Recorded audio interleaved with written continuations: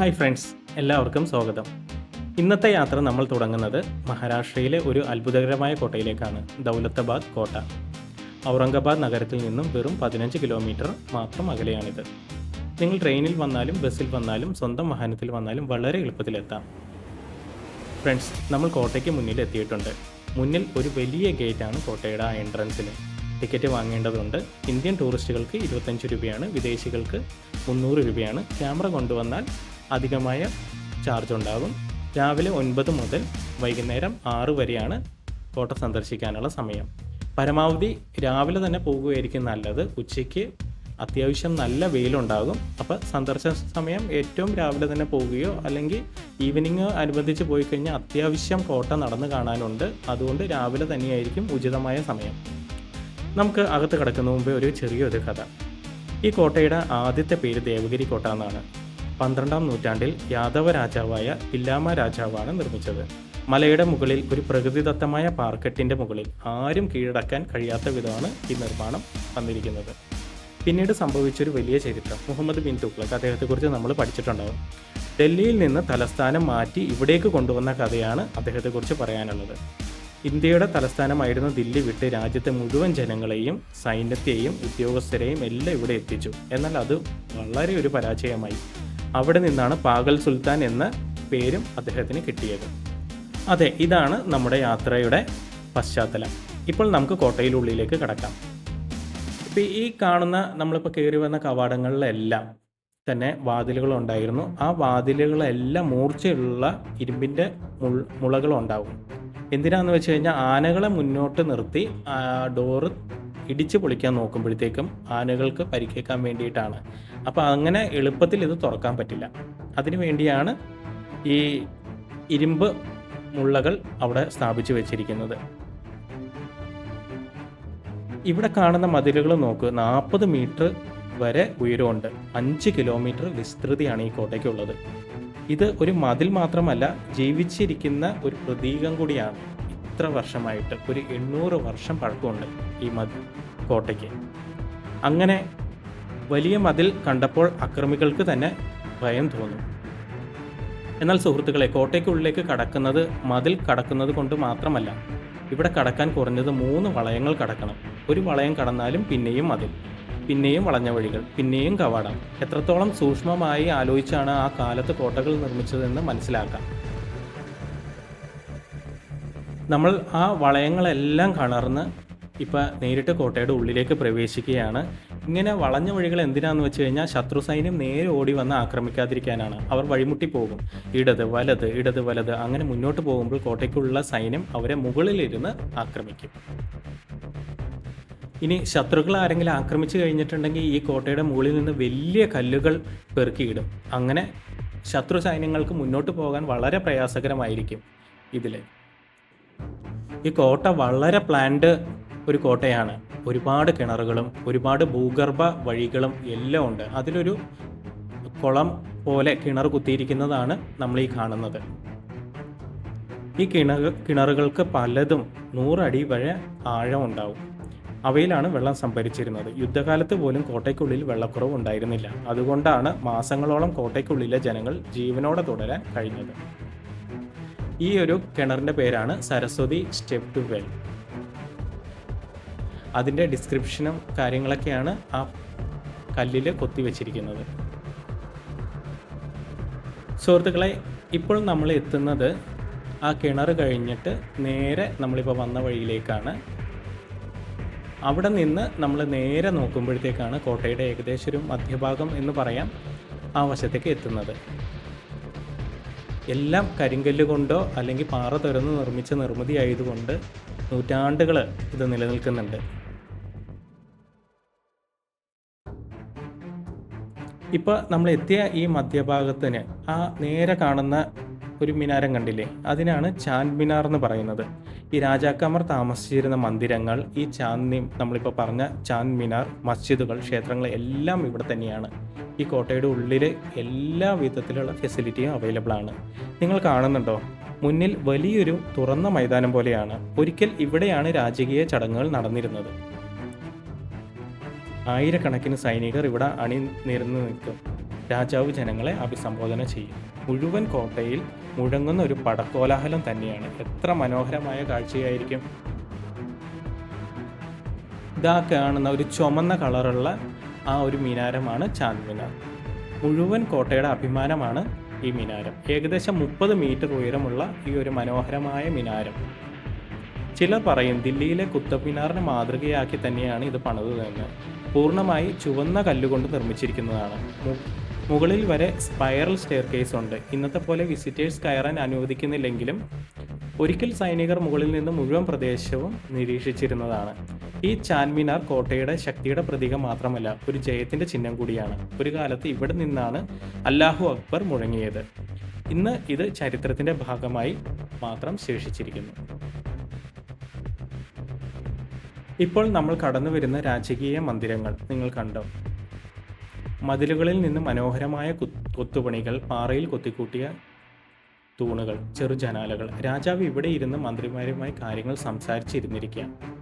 ഒരു ഭാഗത്ത് രാജ്ഞിമാരുടെ താമസ സ്ഥലം, വലിയ മുറികളും വലിയ വഴികളുമായി ബന്ധിപ്പിച്ചിരിക്കുന്ന ഇടുങ്ങിയ പാതകളും. ഒരിക്കൽ ഇവിടെയുള്ള ജീവിതം എത്ര വലിയൊരു സംസ്കാരത്തിന്റെ തെളിവാണ്. ആണുങ്ങളുടെ ലോകത്തൊപ്പം സ്ത്രീകൾക്കും ഇവിടെ ഒരു വലിയ പങ്കുണ്ടായിരുന്നു. ഇനി ഇതിനിടയിൽ നമുക്ക് മസ്ജിദ് കാണാം. ആ മസ്ജിദിന് ശേഷം ടെമ്പിൾ കാണാൻ പറ്റും. ഇത് കൂടാതെ തന്നെ ഇപ്പം നമ്മൾ കയറി വരുന്ന ആ പടവുകൾ കയറി വരുന്ന സ്ഥലമായിരുന്നു കണ്ട ഒരു ജലസംഭരണി. എത്ര മനോഹരമായിട്ടാണ് 800 വർഷങ്ങൾക്ക് മുമ്പ് നിർമ്മിച്ചിരിക്കുന്നത്. എത്ര പ്ലാൻഡ് ആയിട്ടാണ് നിർമ്മിച്ചിരിക്കുന്നതെന്ന്. ഇത്രയും വർഷം ആയിട്ടും അത് അത്യാവശ്യം നല്ല രീതിയിൽ തന്നെ നിലകൊള്ളുന്നുണ്ട്. അതാണ് അന്നത്തെ ഒരു ആർക്കിടെക്ചർ ശൈലിയുടെയും അന്നത്തെ നിർമ്മാണ വൈഭവവും നമ്മളെ വെളിപ്പെടുത്തുന്നത്. ഇനി നേരെ കയറി ചെല്ലുന്നത് നമ്മൾ ആ മസ്ജിദിൻ്റെ ഒരു ഇത് കാണുന്നുണ്ട്. അത് കൂടാതെ തന്നെ അതിൻ്റെ ഉള്ളിൽ തന്നെയാണ് ശരിക്കും പറഞ്ഞാൽ ടെമ്പിളും നിലകൊള്ളുന്നത്.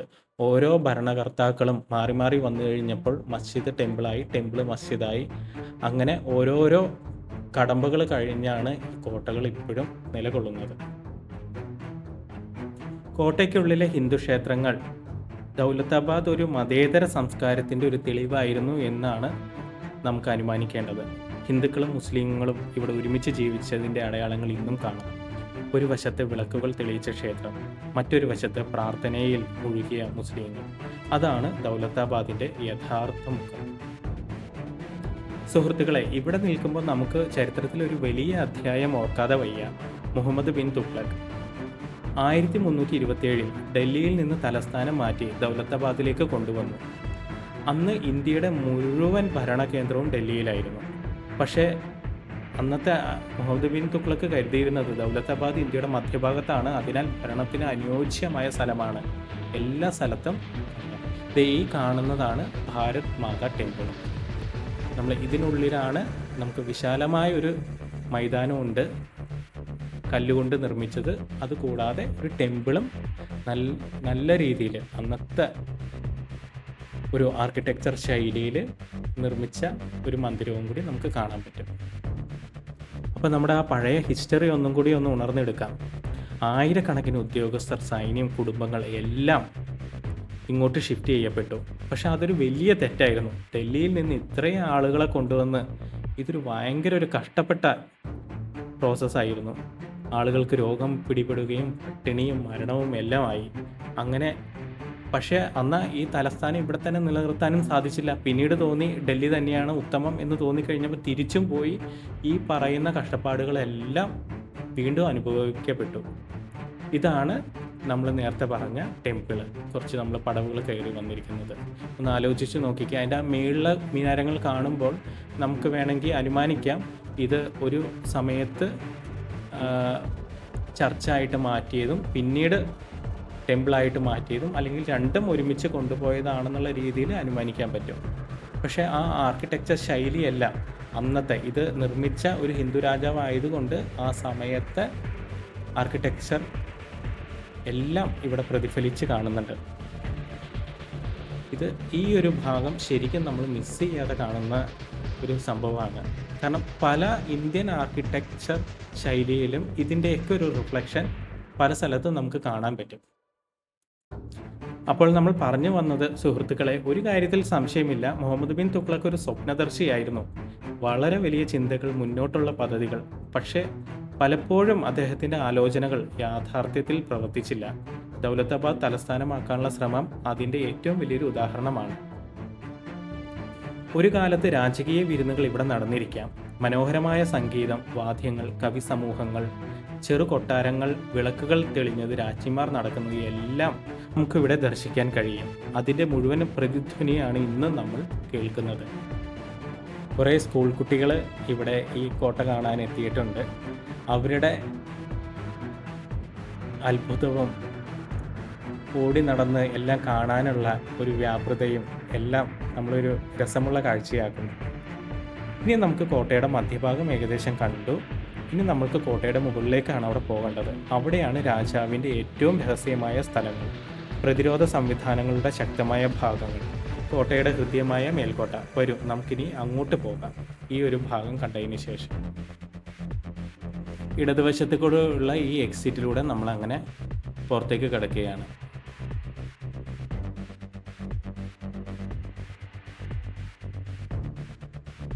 ഒന്ന് ആലോചിച്ച് നോക്കിയേ, 800 വർഷങ്ങൾക്ക് മുമ്പ് ഇതൊക്കെ എത്ര മനോഹരമായിട്ട്, അന്നത്തെ എത്ര കരുവിരുതിൻ്റെ ഒരു പ്രതിഫലനമാണ് നമ്മൾ ഈ കാണുന്നതെന്ന്. ഈ കോട്ട മുഴുവൻ സന്ദർശിച്ച് കഴിയുമ്പോൾ നമുക്ക് മനസ്സിലാകും ഈ കോട്ട ഓരോ ഇടവും എത്ര സസൂക്ഷ്മമായിട്ടാണ് അവർ നിർമ്മിച്ചിരിക്കുന്നത്. ഏതൊരു അക്രമം വന്നു കഴിഞ്ഞാലും, ഏതൊരു സൈന്യത്തിൻ്റെ അധിനിവേശം ഉണ്ടായിക്കഴിഞ്ഞാലും അതിനെല്ലാം ചെറുത്ത് നിന്ന് പോരാടാൻ പറ്റുന്ന രീതിയിലാണ് ഈ കോട്ട നിർമ്മിച്ചിരിക്കുന്നത്. ഒരു വലിയ സൈന്യത്തിന് ഒരുമിച്ച് മുന്നിലേക്ക് കയറാതെ അവർക്ക് കുറേശ്ശെ ആൾക്കാരെ മാത്രമായിട്ട് കൊണ്ടുവരാവുന്ന രീതിയിലാണ് ഈ ഒരു കോട്ടയുടെ നിർമ്മാണ പ്രവൃത്തി നടന്നിരിക്കുന്നത്. ഇതാണ് നമ്മൾ ആ പറഞ്ഞ മിനാരം. ഇത് താരതമ്യേന പുതിയ മിനാരമാണ്. കോട്ടയെ പിന്നീട് മുഗളന്മാരൊക്കെ വന്നതിന് ശേഷം നിർമ്മിച്ച മിനാരം ആണ് ഇതൊക്കെ. അതാണ് ആ ഒരു ആർക്കിടെക്ചറിൻ്റെ കളറിലും ആ ഒരു ശൈലിയിലെല്ലാം ഒരു വ്യത്യാസം വന്നിരിക്കുന്നത്. അതിനെക്കുറിച്ചുള്ള ഇൻസ്ക്രിപ്ഷൻസൊക്കെ അവിടെ ആലേഖനം ചെയ്തു വെച്ചിട്ടുണ്ട്.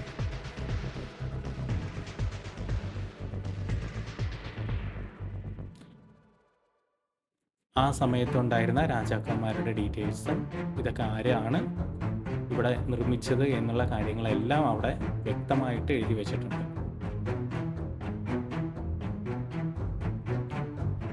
ഇതാണ് കാനോൻ ഗാലറി.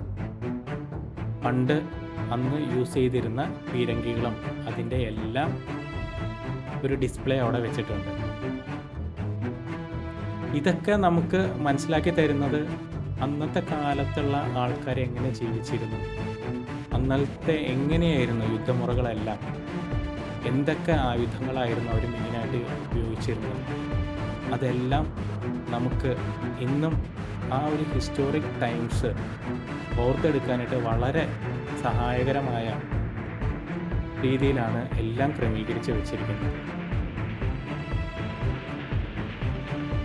അന്ന് ഈ കോട്ടയിലുണ്ടായിരുന്ന പീരങ്കികളൊക്കെയാണ്. ഒന്ന് ആലോചിച്ച് നോക്കി, ഇന്നിപ്പോൾ ഇതൊന്നും വലിയ യൂസ് ചെയ്യുന്നില്ല.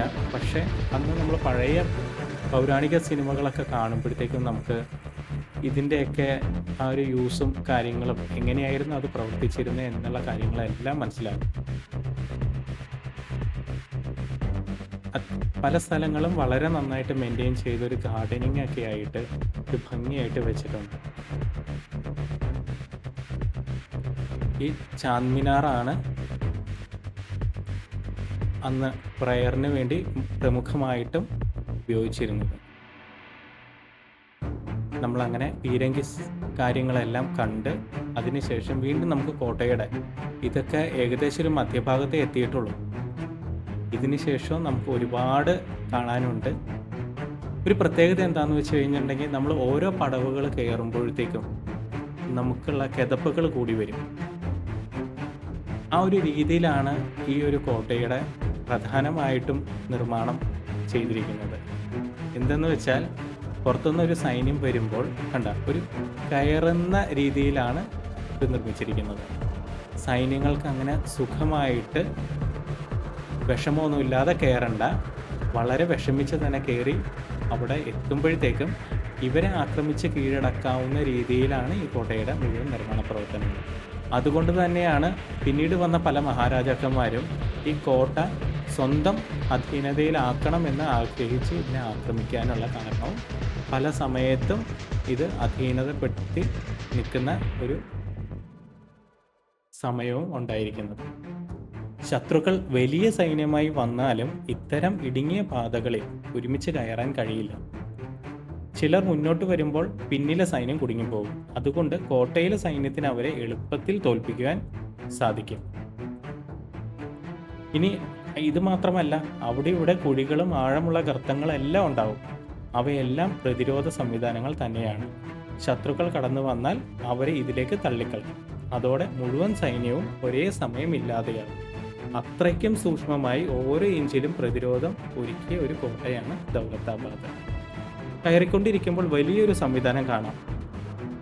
നമ്മളിപ്പോൾ ആ വഴിക്കാണ് ചെല്ലുന്നത്. തിളച്ച എണ്ണ ഒഴിക്കാവുന്ന കവാടങ്ങൾ. വഴികൾ വളഞ്ഞു വരുന്നിടത്ത് മുകളിലായി ചെറിയ തുറവുകളുണ്ടാകും. അവിടെ നിന്നാണ് ചൂടാക്കിയ എണ്ണയും തീയും ഒഴിച്ചിരുന്നത്. ചിന്തിച്ചു നോക്കൂ, താഴെ നിന്ന് വരുന്ന സൈന്യം ഒരിക്കൽ തന്നെ തീയിൽ മുങ്ങിപ്പോകും. അങ്ങനെ കോട്ടയിൽ കടക്കുന്ന ഒരു അസാധ്യമായ കാര്യമായിരുന്നു. ഇനി അതിനുശേഷം വരുന്ന വേറൊരു കോട്ടയുടെ ഒരു പ്രമുഖ കവാടമാണ്. ഇതെല്ലാം നമ്മൾ ഈ പറഞ്ഞതിന് അനുസരിച്ചാണ്. ലെഫ്റ്റ് സൈഡിൽ നമുക്ക് കുടിവെള്ളത്തിനുള്ള സജ്ജീകരണങ്ങളെല്ലാം ഉണ്ട്. വാഷ്റൂമിലൊക്കെ പോകണമെങ്കിൽ പോകാം. പക്ഷേ ഈ കോട്ടയിലൊരു പ്രധാനപ്പെട്ട കാര്യം, ഒരുപാട് കുരങ്ങുകളുണ്ട്.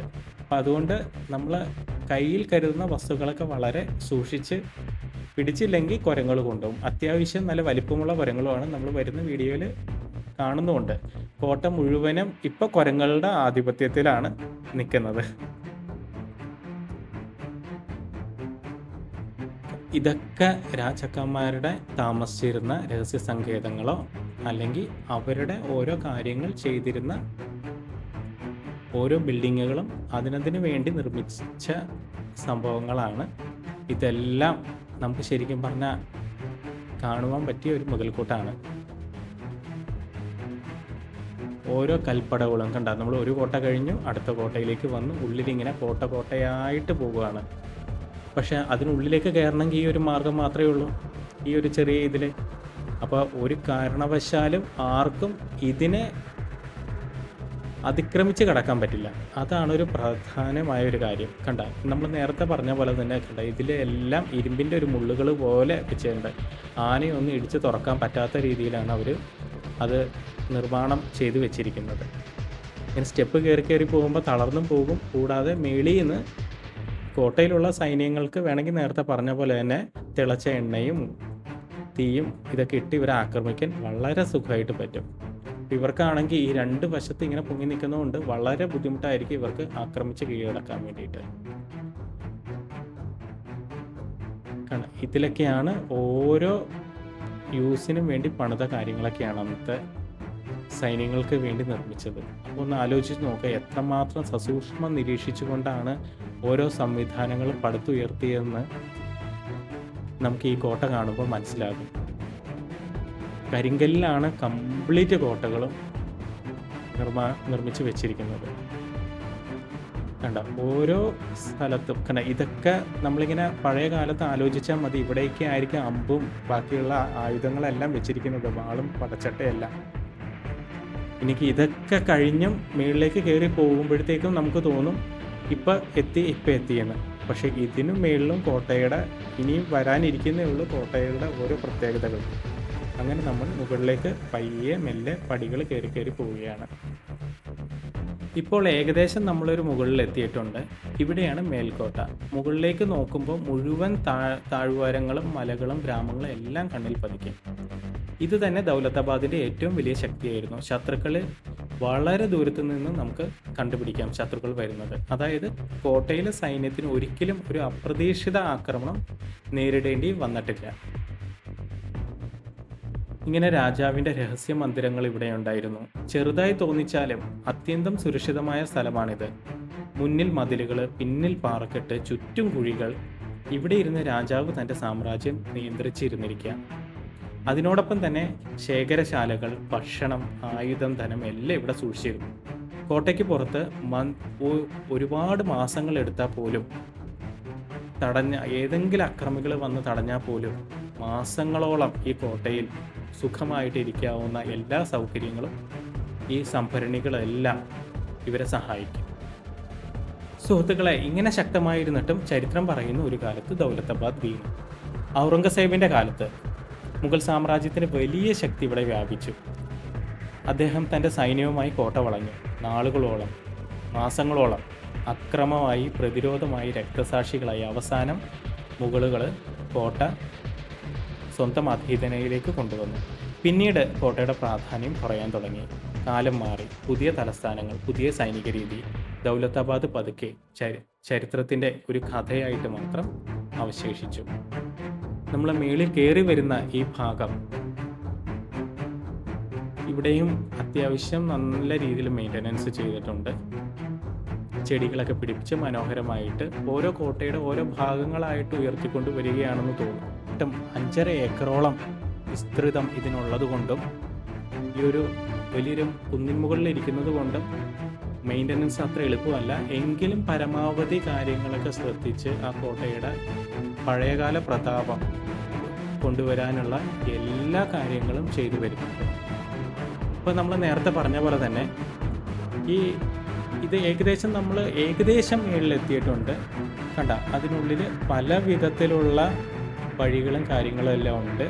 ഇത് കൂടാതെ തന്നെ സൈനികർക്ക് ചുറ്റുമുള്ള പ്രദേശങ്ങൾ വീക്ഷിക്കാനുള്ള ചെറിയ ചെറിയ ഒരു കോട്ടയുടെ രീതിയിൽ ക്രമീകരിച്ച് വെച്ചിരിക്കുന്നുണ്ട്. അതിന് മുകളിലുള്ള ഒരു സ്ഥലമാണ് ഇത്. ഇവിടെ നിന്ന് കഴിഞ്ഞാൽ ഏകദേശം നമുക്ക് ദൂരെ നിന്ന് പോലും ഏതെങ്കിലും ഒരു സൈന്യം ഈ കോട്ടയെ ആക്രമിക്കാൻ വന്നു കഴിഞ്ഞാലും വീക്ഷിച്ച് അതിനെതിരായ പ്രതിവിധി ചെയ്യാനായിട്ട് സമയം കിട്ടുന്ന രീതിയിലാണ് ഈ കോട്ടയുടെ പ്രധാനമായ നിർമ്മാണം അവലംബിച്ചിരിക്കുന്നത്. നമ്മളതിൽ മേളിൽ കയറി ചെല്ലുമ്പോഴത്തേക്കും കാണാം, ഏകദേശം ആ കോട്ടയുടെ മുകളിൽ ഇനിയും കയറാനുണ്ട്, കുറേയും കൂടി നമുക്ക് മേളിലേക്ക് പോകാനുണ്ട്. പക്ഷേ ഈ കോട്ട ഈ ഭാഗത്തു നിന്ന് നമുക്ക് ആ പ്രദേശം മുഴുവൻ എങ്ങനെ കാണാൻ പറ്റും, എങ്ങനെയായിരുന്നു അവർക്ക് ഈ ഒരു ആർക്കിടെക്ചർ രീതി അന്ന് അവലംബിക്കാൻ കഴിഞ്ഞത്, എന്തുകൊണ്ടാണ് ഇതിൻ്റെ ഒരു പ്രാധാന്യം ഈ കോട്ടയുടെ എന്ന് ഒരു ഉൾക്കാഴ്ച നമുക്ക് ശരിക്കും ഇവിടെ നിന്ന് കാണാൻ പറ്റും. ഇവിടെ വലിയൊരു പീരങ്കിയും കൂടി വെച്ചിട്ടുണ്ട്. വലിയൊരു ക്യാനൻ, നമ്മൾ നേരത്തെ കണ്ട പോലെ അല്ലെങ്കിൽ അതിലും വലിയൊരു ക്യാനനാണ് ഇവിടെ വെച്ചിരിക്കുന്നത്. ഈ ഒരു പ്രദേശം മുഴുവനും നമുക്ക് ആ കോട്ടയും മാത്രമല്ല, ആ ഒരു ദൂരെയുള്ള മലനിരകളും ആ ഭാഗങ്ങളിലുള്ള എല്ലാ വിവരണങ്ങളും നമുക്ക് ഇവിടെ നിന്ന് നേരിട്ട് കാണാൻ പറ്റുന്ന രീതിയിലാണ് ഈ കോട്ടയെന്ന് ഇപ്പം നമുക്ക് ഈ ദൃശ്യങ്ങളിൽ നിന്ന് ബോധ്യപ്പെടും. ഇനി ഇതിന് മുകളിൽ ആ കാണുന്ന ഭാഗങ്ങളൊക്കെ ഇല്ലേ, അതൊക്കെ തുരന്ന് അതിൻ്റെ മുകളിലൊക്കെ കോട്ടകളുടെ ഭാഗങ്ങൾ അവർ പണിത് വെച്ചിട്ടുണ്ട്. അതൊക്കെ നമ്മൾ മുന്നോട്ടുള്ള വീഡിയോയിൽ കാണുന്നതാണ്. അകത്ത് നിന്ന് കഴിഞ്ഞാൽ ഒരു 360 ഡിഗ്രി പനോരമിക് വ്യൂ ആയിരിക്കും നമുക്ക് കിട്ടുക. ഓരോ മലയും താഴ്വാരങ്ങളും ഗ്രാമങ്ങളും എല്ലാം കണ്ണിലൊതുങ്ങും. നേരത്തെ പറഞ്ഞ പോലെ തന്നെ ശത്രുക്കൾ ദൂരത്ത് നിന്ന് തന്നെ വന്നു കഴിഞ്ഞാൽ സൈനികർക്ക് മനസ്സിലാകും. അതുകൊണ്ട് തന്നെ കോട്ടയ്ക്ക് ഒരിക്കലും ഒരു അപ്രതീക്ഷിതമായ ആക്രമണം നേരിടേണ്ടി വന്നിട്ടില്ല. ഇപ്പോൾ ഡെവലപ്പ് ചെയ്തിരിക്കുന്ന ടൗണും കാര്യങ്ങളെല്ലാം നമുക്ക് ഈ കോട്ടയുടെ മുകളിൽ നിന്ന് കറക്റ്റായിട്ട് കാണാൻ പറ്റും. ഇനി നമുക്ക് ആ കാണുന്ന പ്രദേശത്തേക്ക്, അവിടെയാണ് കോട്ട. ഈ ഒരു ഭാഗത്ത് ഇനിയും അവിടെയും ഒരുപാട് ട്രെഞ്ചുകളും കാര്യങ്ങളെല്ലാം ഉണ്ട്. എത്രമാത്രം സുരക്ഷിതനായിട്ടാണ് രാജഭരണം നടത്തിയിരുന്നതെന്നുള്ളത് നമുക്ക് ഈ ഒരു വശത്ത് പോകുമ്പോൾ കാണാൻ പറ്റും. തിരിച്ചിറങ്ങുമ്പോൾ വീണ്ടും നമ്മൾ കണ്ട ഭാഗങ്ങളൊക്കെ ആയതുകൊണ്ട് നമ്മൾ ആ വീഡിയോയൊന്നും ചിത്രീകരിച്ചില്ല. നമ്മൾ ആ വ്യൂ പോയിന്റിൽ നിന്ന് ഇറങ്ങി നമ്മൾ കോട്ടയുടെ അടുത്ത ഘട്ടത്തിലേക്ക് പോവുകയാണ്. ഇവിടെ വലിയൊരു പാലം നിർമ്മിച്ചിട്ടുണ്ട്. കണ്ട, കിടങ്ങുകൾ, അതും വെള്ളമൊക്കെ നിറച്ച് മൊത്തം നമ്മൾ വളരെ അത്ഭുതപ്പെട്ടു പോകും. ഈ മലയുടെ ഇത്രയും മുകളിൽ എങ്ങനെയാണ് ഈ വെള്ളം നിൽക്കുക എന്നുള്ളത്. ശരിക്കും ഇത് പാറക്കെട്ടുകൾ തുരന്നുണ്ടാക്കിയ ഒരു കോട്ടയായതുകൊണ്ടാകാം വെള്ളം ഇപ്പോഴും നിൽക്കുന്നത്. കണ്ട, എങ്ങനെയൊക്കെ ആക്രമിച്ച് ഇവിടം വരെ, ഇപ്പം നമ്മൾ ഈ എത്തിയ സ്ഥലം വരെ എത്തിയാലും ഈ പാലം പൊളിച്ചു കഴിഞ്ഞാൽ പിന്നെ ആർക്കും ഇതിനുള്ളിലേക്ക് കടക്കാൻ പറ്റില്ല. ഒന്ന് ആലോചിച്ച് നോക്കിയേ, എത്രമാത്രം വിദഗ്ധമായിട്ടാണ് അവർ ഈ കോട്ട കെട്ടിപ്പടുത്തിയത് എന്നുള്ളത്. അതുകൂടാതെ തന്നെ എത്ര മനുഷ്യൻ്റെ പ്രയത്നമാണ് ഈ കോട്ടയ്ക്ക് പിന്നിലുള്ളതെന്ന്. ഒരു മല മുഴുവൻ ഒരു കോട്ടയാക്കി മാറ്റിയിരിക്കുന്നതാണ്. ഓരോ കൽപ്പടവുകളും ഓരോ കെട്ടിടത്തിൻ്റെ ഓരോ മതിലുകൾ കാണുമ്പോഴത്തേക്കും മനുഷ്യൻ എത്രമാത്രം അധ്വാനിച്ചു എന്നുള്ളത്. ഇത് കൂടാതെ തന്നെ ഈ കോട്ടയിൽ ഒരുപാട് ഡാർക്ക് പാസേജസ് ഉണ്ട്, ഇരുട്ടറ നിറഞ്ഞ പാസേജുകൾ. ഒരു ശത്രു ഇനിയും ഇതിൽ കയറി പറ്റിക്കഴിഞ്ഞാലും ഒരുപാട് ഡമ്മി വാതിലുകളുണ്ട്, ഒരുപാട് ഡമ്മി പാസേജുകളുണ്ട്. അതായത് അറിയാതെ കയറിക്കഴിഞ്ഞാൽ ചുറ്റിപ്പറ്റി അവിടെ നിന്ന് പോകും. ആ വഴിയിലൂടെ ആണ് നമ്മളിപ്പോൾ കടന്നുകൊണ്ടിരിക്കുന്നത്. ഇതെല്ലാം കല്ലുകൊണ്ട് കൊത്തി ഉണ്ടാക്കിയതാട്ടോ. ഹാൻഡ് റെയിൽ കാര്യങ്ങളെല്ലാം പിന്നീടുള്ള വിനോദസഞ്ചാരികളുടെ സൗകര്യത്തിന് വേണ്ടിയിട്ട് അവർ നിർമ്മിച്ചതാണ്. പക്ഷേ നമ്മൾ ഈ കോട്ട ഓരോ വഴിക്ക് പോകുമ്പോഴത്തേക്കും നമ്മളെല്ലാം കവർ ചെയ്യുന്നുണ്ട്. 1 ഇഞ്ച് സ്ഥലം പോലും ബാക്കി വെക്കാത്ത രീതിയിൽ മുഴുവനായിട്ട് തന്നെ കവർ ചെയ്യാൻ ശ്രമിച്ചിട്ടുണ്ട്. കാരണം ഈ വീഡിയോ കണ്ടു കഴിയുമ്പോൾ ഓരോ പ്രേക്ഷകനും മനസ്സിലാവണം ഈ കോട്ട കംപ്ലീറ്റ് ആയിട്ട് വിസിറ്റ് ചെയ്തു എന്നുള്ളതും. പക്ഷേ നമ്മൾ എത്ര വീഡിയോ കണ്ടു കഴിഞ്ഞാലും അവിടെ ചെന്ന് കാണുന്ന അത്രയും ഒരു ഭംഗി കിട്ടില്ല. പക്ഷെ ഇത്രയൊക്കെ ഒരു മല കയറാനുണ്ടെങ്കിൽ പോലും നല്ലൊരു എനർജൈസിങ് മൊമെൻ്റ് ആണ്. റെസ്റ്റ് ചെയ്ത് മേളിൽ കയറി എത്രയോ പ്രായമുള്ളവർ വരെ ആ കോട്ടയുടെ ഏറ്റവും തലപ്പത്ത് എത്തുന്നുണ്ട്. ഏറ്റവും മുകളിലുള്ള പോയിന്റ് വരെ എത്താതെ ഓൾമോസ്റ്റ് ആരും തന്നെ അവിടെ നിന്ന് പോകുന്നുമില്ല. അതാണ് അതിൻ്റെ ഏറ്റവും ഒരു കോട്ട ഒരു എനർജി ബണ്ടിലാണെന്ന് നമുക്ക് വേണമെങ്കിൽ പറയാം. ഓരോരുത്തർക്കും എനർജി പകർന്നുകൊണ്ടിരിക്കുകയാണ് കോട്ട കയറി കാണുവാൻ. ഇവിടെയൊക്കെ പല സ്ഥലത്തും ലൈറ്റൊക്കെ പിടിപ്പിച്ചിട്ടുണ്ട്. പിന്നെ പല ഭാഗത്തു നിന്നും സൂര്യപ്രകാശം വരുന്ന ഒരു ഏരിയയും ഉണ്ട്. വാവലുകളൊക്കെ ഭൂരിഭാഗം കോട്ടയും അധീനപ്പെടുത്തി വെച്ചിട്ടുണ്ട്. ഈ ഭാഗങ്ങളാണ് കൂടുതലും വവ്വാലുകൾ കാര്യങ്ങളൊക്കെ കൂടുതലായിട്ട് കാണുന്നത്. പല സ്ഥലങ്ങളിലും നമുക്ക് പോയി കഴിഞ്ഞാൽ പലതും അവർ അടച്ചു വെച്ചിട്ടുണ്ട്. ഇത് ഡേഞ്ചറസ് ആയ സ്ഥലങ്ങൾ, അതിലേക്കൊക്കെ കാല് വഴുകി പോയി കഴിഞ്ഞാൽ രക്ഷപ്പെടാൻ എളുപ്പമല്ല. ഓരോ സ്ഥലങ്ങളിലും കണ്ടില്ലേ ഹോളും കാര്യങ്ങളും, കൂടാതെ ചെറിയ ചെറിയ ഇടവഴികളാണ്. ആർക്കും അങ്ങനെ പെട്ടെന്ന് ഓടി വരാൻ പറ്റില്ല. പക്ഷേ ഈ കോട്ടയിൽ താമസിച്ചിരുന്നവർക്ക് സ്ഥിരപരിചയമായതുകൊണ്ട് അവർക്ക് എങ്ങനെ വേണമെങ്കിലും ഏത് വഴി കൂടിയും രക്ഷപ്പെടാനുള്ള സാഹചര്യമുണ്ട്. ഇങ്ങനെ കറങ്ങി വരുമ്പോൾ 2 കാര്യമുണ്ട്. ഒന്ന്, നമ്മൾ വന്ന സ്ഥലത്തേക്ക് തന്നെ പോകും. ഇവിടെയൊക്കെ വെളിച്ചം എത്താത്ത സ്ഥലമാണ്, പക്ഷേ ലൈറ്റൊക്കെ പിടിപ്പിച്ച് അത്യാവശ്യം ആൾക്കാർക്ക് വിസിബിളായ രീതിയിലാണ് അത് ക്രമീകരിച്ചിരിക്കുന്നത്. ഇങ്ങനെ 2-3 സ്ഥലത്തേക്ക് നമ്മളിങ്ങനെ കയറി ചെല്ലുമ്പോൾ അത്യാവശ്യം നല്ല കിതപ്പൊക്കെ ഉണ്ട്. ഇതിൻ്റെ മുകളിൽ കയറിപ്പോഴത്തേക്കും ഓരോരോ ഹോള് കാര്യങ്ങളൊക്കെ, ഇതൊക്കെ ആരെങ്കിലും രഹസ്യമായി തന്നെ കയറിയാലും തിരിച്ച് അവരെ ആക്രമിച്ച് കീഴടക്കാനുള്ള മുഴുവൻ സന്നാഹങ്ങളും ഇവിടെ ഒരുക്കിയിട്ടുണ്ട്. ഈ കോട്ടയുടെ പല ഭാഗങ്ങൾ കാണുമ്പോഴത്തേക്ക് എനിക്ക് എല്ലോറ കേവ്സിൻ്റെ ഒരു ഓർമ്മ വരുന്നുണ്ട്. നമ്മൾ അടുത്ത വീഡിയോസിൽ ചെയ്യുന്നുണ്ട്. അജന്ത കേവ്സും എല്ലോറ കേവ്സും കവർ ചെയ്യുന്നു. അന്നത്തെ കാലത്ത് വളരെ ഒരു പ്രതാപകരമായ രീതിയിലാണ് ഈ കോട്ട നിർമ്മിച്ചത്. ഈ ഒരു കോട്ട നിർമ്മിക്കുമ്പോൾ നമുക്ക് ചൈനീസ് വൻമതിൽ നിർമ്മിച്ച കാര്യം കൂടി ഓർമ്മ വരും. ശത്രുക്കളെ പേടിച്ച് ശത്രുക്കൾ കടന്നു വരാതിരിക്കാൻ വേണ്ടി വലിയൊരു നൂറ്റാണ്ടിലെ തന്നെ അത്ഭുതമായ ചൈനീസ് വൻമതിൽ നിർമ്മിച്ച പോലെ തന്നെയാണ് ഈ കോട്ടയുടെ ഒരു നിർമ്മാണ ശൈലിയും നിർമ്മാണ പ്രവർത്തനവും നടന്നിരിക്കുന്നത്. കണ്ടില്ലേ, നമ്മൾ ഏറ്റവും ടോപ്പിൽ എത്തി. കുറച്ചും കൂടി ഉണ്ട് മുകളിലേക്ക് പോകാൻ. പക്ഷെ അവിടെയൊക്കെ കിടങ്ങുകളൊക്കെ നിർമ്മിച്ച് ആർക്കും പെട്ടെന്ന് കടന്നു വരാനായിട്ട് പറ്റാത്ത രീതിയിലാണ് ഈ ചിത്രങ്ങളിൽ നിന്ന് എല്ലാവർക്കും മനസ്സിലാകും. നമ്മൾ താഴെ നിന്ന് ഒരു 360 പനോരമിക് വ്യൂ കണ്ടിരുന്നു. പക്ഷെ അതിലും വളരെ ഉയരത്തിലിരുന്ന് നമുക്ക് ഒന്നുകൂടി വളരെ അകലത്തിൽ കാണാൻ പറ്റുന്ന രീതിയിലാണ് ഇത്. കാരണം പല സ്ഥലങ്ങളും ഇതൊക്കെ മറച്ചു വെച്ചിട്ടുണ്ട്. ഇരുമ്പ് കമ്പിയുടെ നെറ്റ് കൊണ്ടൊക്കെ മറച്ചു വെച്ചിട്ടുണ്ട്. കാരണം അതൊക്കെ ഉള്ളിലേക്ക് പോയി കഴിഞ്ഞാൽ ഒരു ഡേഞ്ചറസ് സ്പോട്ട് ആയതുകൊണ്ടാണ് അതൊക്കെ മറച്ചു വെച്ചേക്കുന്നത്. ഇവിടെ നിന്ന് കഴിഞ്ഞാൽ നമുക്ക് ആ മിനാരം കാണാം. നമ്മൾ ആ ഫ്രണ്ടിൽ ആ മിനാരം കണ്ടതുകൊണ്ട് മാത്രം ഏത് സൈഡിൽ നിന്നാണ് നമുക്ക് വന്നതെന്നുള്ളൊരു ഐഡിയ കിട്ടും. ഇനി ഇതിൻ്റെ ടോപ്പിലേക്ക് കുറച്ചും കൂടി ഒന്ന് പോകാനുണ്ട്. അതാണ് ഏറ്റവും ഹയസ്റ്റ് പോയിന്റ്. നമ്മൾ പക്ഷേ ഇവിടെ നിന്ന് കണ്ട് അതിന് ശേഷം ഇതിൻ്റെ മുകളിൽ ഒരു പടിയും കൂടിയാണ് മുകളിലേക്ക് പോകുന്നുള്ളൂ, ആ കാണുന്ന ആ ഭാഗത്തും കൂടി. അപ്പം ഇവിടെ മാത്രം നമ്മൾ കവർ ചെയ്തിട്ട് നേരെ അങ്ങോട്ട് ഇറങ്ങുകയായിരുന്നു ചെയ്തിരുന്നത്. 200 മീറ്റർ ഉയരമുണ്ട്. അപ്പം തന്നെ അതിൻ്റെ ഹൈറ്റ് കൊണ്ട് തന്നെ കോട്ടയുടെ ഒരു സുരക്ഷിതത്വം എത്രമാത്രമാണെന്ന് നമുക്ക് മനസ്സിലാക്കാം. ഈ പടികൾ കഴിഞ്ഞിട്ട് നമ്മൾ ഒന്നും കൂടി ഒരു അപ്പർ പോയിന്റിലും കൂടി നമുക്ക് പോകുന്നുണ്ട്. തിരിച്ച് ആ വഴിയൊക്കെ തന്നെ ഇറങ്ങി. എന്തുകൊണ്ടാണ് 6 മണിക്ക് പൂട്ടുന്നത് കോട്ട എന്നുള്ളതിന് ശരിക്കും ഒരു തെളിവാണ്. ഇതിനുള്ളിൽ കയറി കഴിഞ്ഞാൽ ആരെങ്കിലും കുടുങ്ങിക്കഴിഞ്ഞിട്ടുണ്ടെങ്കിൽ ഒരാൾക്ക് അന്വേഷിച്ച് കണ്ടുപിടിക്കാൻ ഭയങ്കര പ്രയാസമായിരിക്കും. അതുമാത്രമല്ല, എങ്ങാനും കുടുങ്ങിക്കഴിഞ്ഞിട്ടുണ്ടെങ്കിൽ വെളിച്ചം പല സ്ഥലങ്ങളിലും ഇല്ല, വാവലകൾ, കുരങ്ങുകൾ.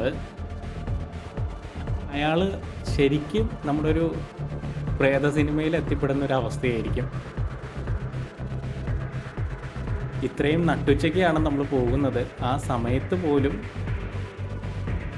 എന്തോരം ഇരുട്ടാണ് ആ കോട്ടയ്ക്കുള്ളിൽ എന്നുള്ളത് നമുക്ക് ഈ വിഷ്വലിൽ തന്നെ കാണാൻ പറ്റും. ഏറ്റവും രസം എന്ന് പറഞ്ഞാൽ പല ഡെമ്മി വഴികളും ഡെമ്മി വാതിലുകളും എല്ലാം ഉണ്ട്. അപ്പോൾ പെട്ടെന്ന് നമുക്ക് ബുദ്ധിമുട്ടായിരിക്കും ഇതൊക്കെ മനസ്സിലാക്കി എടുക്കാനായിട്ട്. ഇനി ഞാൻ ആ കോട്ട കാണുന്ന സമയത്ത് ശരിക്കും കഷ്ടപ്പെട്ട് പോയ ഒരു പ്രദേശമാണ് ഇപ്പോൾ നമ്മൾ പോകാൻ പോകുന്നത്. കാരണം വലിയൊരു സ്റ്റെയർ കേസ് പടികൾ, അതൊന്ന് ക്ലൈംബ് ചെയ്ത് എത്താൻ പെടുന്ന പാട് വളരെ നാരോയാണ്. ഒരാൾ കയറി വന്നു കഴിഞ്ഞാൽ കട്ടി ഒരാൾക്ക് കയറി പോകാം. നല്ല ഹൈറ്റിലാണ് ഓരോ പടികളും, വളരെ കുത്തനെയുള്ള പടികളാണ്. ഏറ്റവും പ്രയാസകരമായ കാര്യം എന്താണെന്ന് വെച്ച് കഴിഞ്ഞാൽ കയറുന്നതിലും കഷ്ടപ്പാടായിരുന്നു ഇറങ്ങുന്നത്. കാരണം ഇരുന്നിറങ്ങാൻ പോലും ഇത്തിരി പ്രയാസമായിരുന്നു ഇതിലേക്ക്. ഈ ഭാഗത്തേക്ക് അത്യാവശ്യം പ്രായമുള്ളവർ കയറുമ്പോൾ വളരെയധികം സൂക്ഷിക്കേണ്ടി വരും. അങ്ങനെ എളുപ്പത്തിൽ കയറി അങ്ങ് ചെല്ലാൻ പറ്റുന്ന ഒരു ഭാഗമല്ല നമ്മളിപ്പോൾ ഈ കയറിക്കൊണ്ടിരിക്കുന്നത്.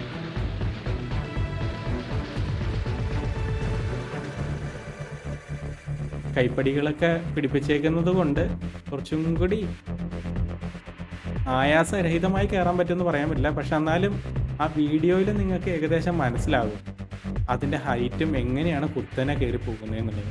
അപ്പോൾ ഒന്ന് ആലോചിച്ച് നോക്കി, ഇതൊക്കെ കയറി കഷ്ടപ്പെട്ട് മുകളിലെത്തി രാജാവിനെ ആക്രമിക്കാൻ വരുന്ന ആളുടെ അവസ്ഥ. ഒരു കുതിരയ്ക്ക് പോലും കയറാൻ പറ്റൂല. അപ്പോൾ എന്തായാലും ആൾക്കാർ നടന്ന് തന്നെ കയറേണ്ടി വരും.